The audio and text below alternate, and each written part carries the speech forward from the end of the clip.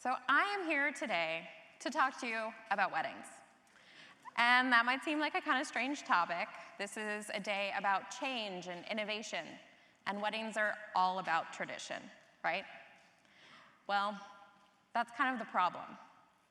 So, who here recognizes this image? Of course you do. Disney is a part of the American consciousness, and pretty much since birth, it's likely that Disney has been a part of your life. And that means weddings have been a part of your life. For more than 70 years, Disney has shown us images of the fairy tale wedding, which, as we know, is the end of every great love story. And once married, all that really matters is that the couple lived happily ever after. Even cartoon animals can't escape this social construct. But let's not blame it all on Disney.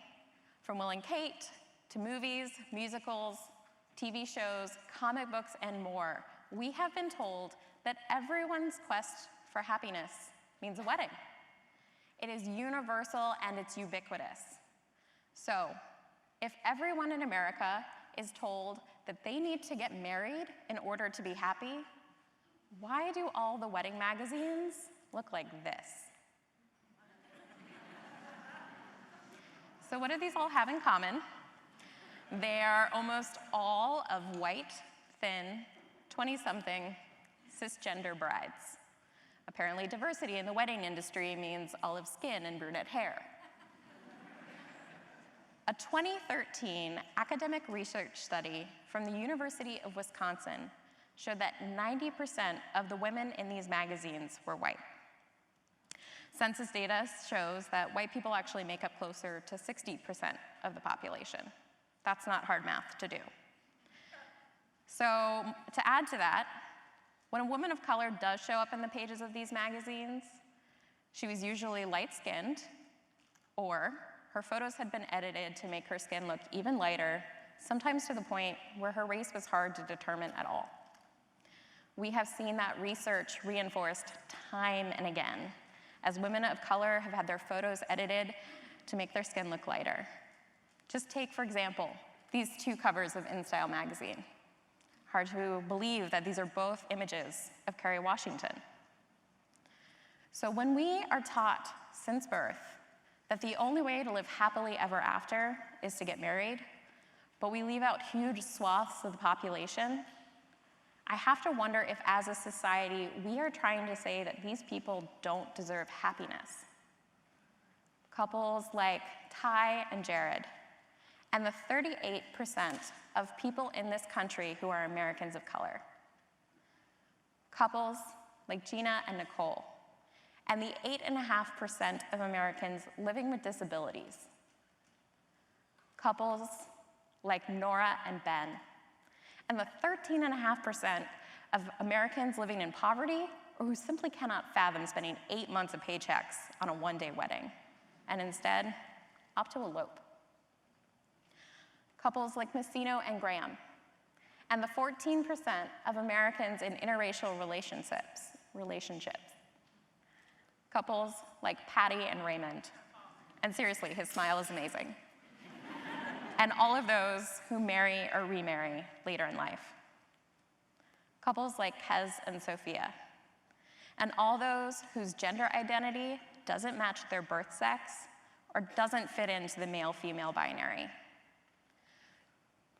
And also couples like Jasmine and Jasmine, and all those who identify as lesbian, gay, bisexual, or queer. And finally, people like me. People whose bodies don't align to the size 2 ideal of beauty. Do all of us not deserve the love and happiness that we are taught comes with being partnered? Well, once again, magazines like this say no. In the average 300-page wedding magazine, 200 of those pages are going to be filled with ads. Those ads are going to try to sell you everything from dresses to resorts to Botox and weight loss drugs. In the remaining 100 pages, you're only likely to see about 20 photos of actual couples. And those are probably going to be celebrities with weddings so extravagant that they might as well be actual royalty. So while pop culture has told us that the only way to live happily ever after is to get married, wedding media instead has told us that it's about selling you an unattainable image and emptying your bank account. So how do we change that narrative? How do we redirect the moving train that is the nearly $70 billion wedding industry? Just to put that even more into context, that's about the same amount of money as the proposed 2018 federal education budget. How do we disrupt something that we stopped questioning almost at birth? Well, put simply, representation matters. It matters who we see in magazines, it matters who we see in leading roles in movies and television, and it matters who we see recognized with Oscars and accolades. In our society, the media is responsible for making sure that all people are represented, and in turn are made to feel like they belong. So that's where I come in. I am a creative director for a wedding magazine dedicated to inclusivity, love, and happiness for all. But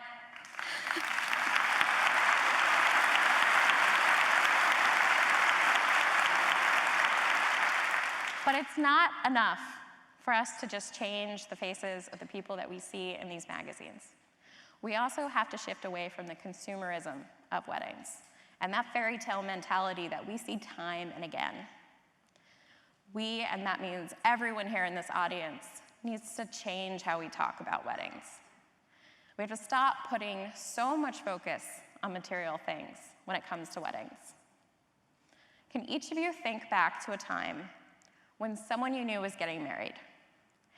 Did anybody ask them about their engagement ring, post those pictures on Facebook, ask you about your dress, your suit, your venue, or your decorations? I know when I was getting married, it's all anyone seemed to care about. Nobody asked me about my partnership, my vows, or my commitment to stand by and love another person for the rest of my life. We also have to stop putting so much focus on appearance and expecting people, especially women, to change their appearance for their wedding day. Think back again to a time when you knew somebody who was getting married. Did anyone ask them if they were planning to go on a diet, lose some weight, even just ask them how they were planning to wear their hair or their makeup? All of these questions just continue to feed into the expectation that people need to change who they are in order to deserve the love of their partner, when really, we just need to celebrate that people are being accepted for exactly who they are. And finally, we need to resist the narrative that the only way to be happy is to be partnered. We need to celebrate